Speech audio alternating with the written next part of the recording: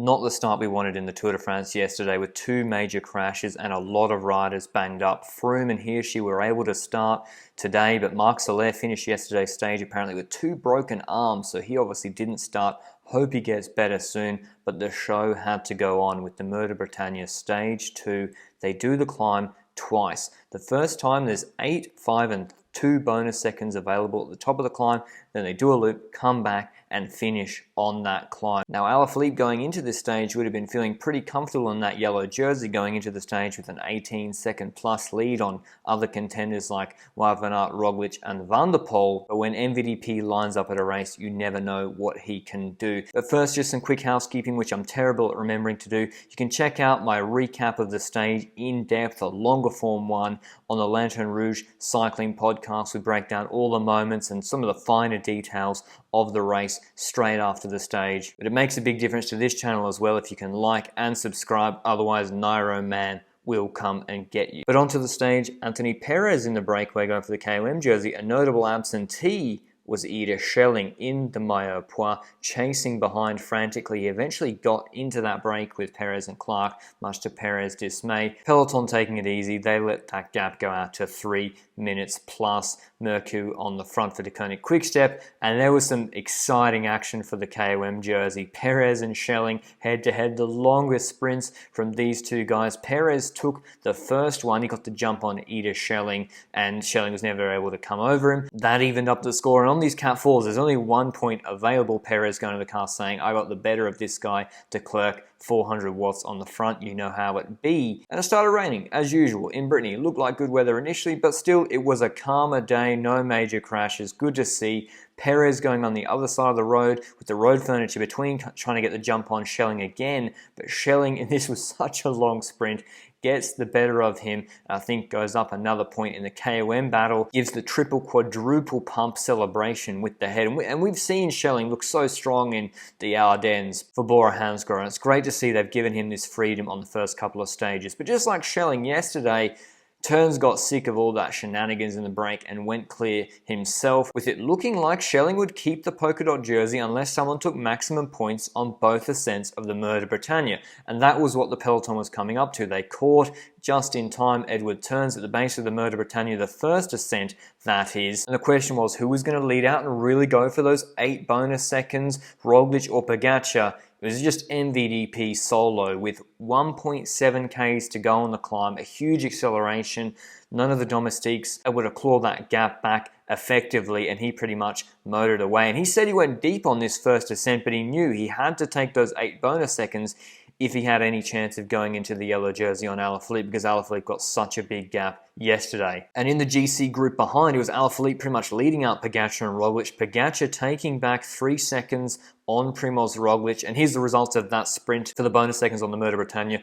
Van der Poel taking 8, Pogačar 5, Roglic 2, so Roglic now only a second ahead of Pogačar in the general classification.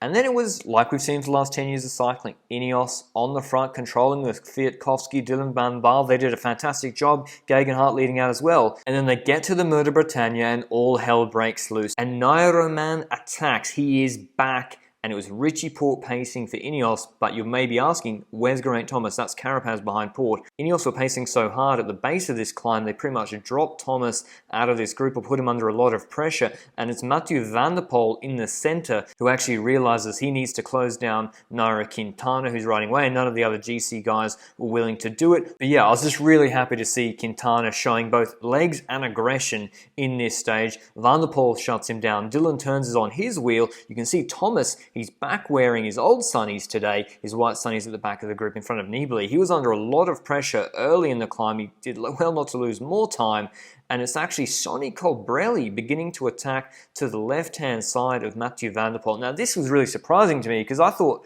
Colbrelli would have wanted a slow and steady climb because he's the quickest man in that group, apart from maybe Van der Poel or Wout van Aert. Roglic and Pogačar get separation from all the other GC contenders. They're on Van der Poel's wheel. He looks behind, sees he's gapped Alaphilippe, and right there you can see the difference between someone the size and strength of Van der Poel and riders like Pogačar and Roglic. Just rides away from them and Sonny Colbrelli, who can do nothing with 800 meters to go on the Mur de Bretagne.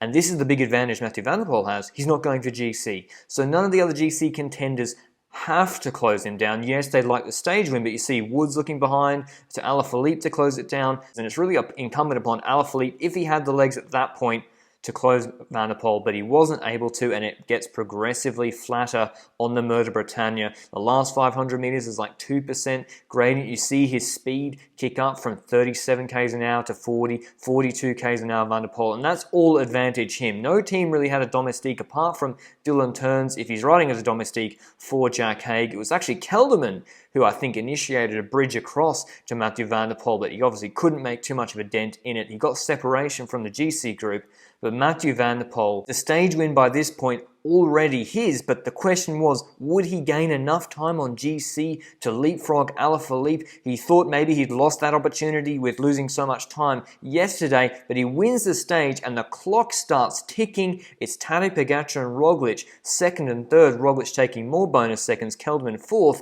and Alaphilippe loses 8 seconds on the line to MVDP, plus the 10 bonus seconds, plus the 8 bonus seconds on the first ascent of the Mur de Bretagne, so we know MVDP's in yellow. And Geraint Thomas was not looking good, finishing about 23 seconds after Van der Poel, losing more time to the Slovenians, but the day was all about Mathieu van der Poel, dedicating the win, one thinks, to his late grandfather, Poel d'Or. I thought he was going to go into yellow, except I thought it was going to be yesterday and he'd have to defend it today, but he flipped the script and he was super emotional in the interview after the stage. I gambled a little bit and I played everything I got the first time already because I knew I needed the bonus seconds if I wanted a jersey, and it was also my last chance to get the yellow jersey, so it's incredible.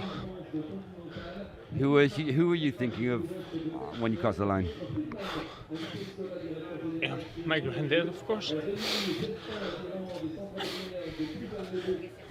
So Van der Poel goes into yellow. I've got to say, crashes aside yesterday, this has been one of the most exciting starts to the Tour de France, with the big guns fighting it out for yellow. He's 8 seconds ahead of Alaphilippe, 13 ahead of Pogačar, Roglic just 1 second behind Pogačar. Kelderman, Haig, Mollema, Agita, Wingegaard and Guru round out the top 10. Thomas and Port and Carapaz have lost a fair bit of time, and perhaps Jumbo-Visma have got their second GC threat in Jonas Vingegaard for later stages. Tomorrow's stage should be the first sprint stage, 181 Ks, finishing in Pontivy, 1 intermediate sprint and only 2 Cat 4 climbs. I want to hear your thoughts. Comment down below who is taking out this first sprint stage. Is it Ewan, Merlier, Philipsen, Cavendish, an outsider like Case Bowl? Maybe it's Wout van Aert or MVDP, but otherwise I'll see you this time tomorrow. Ciao.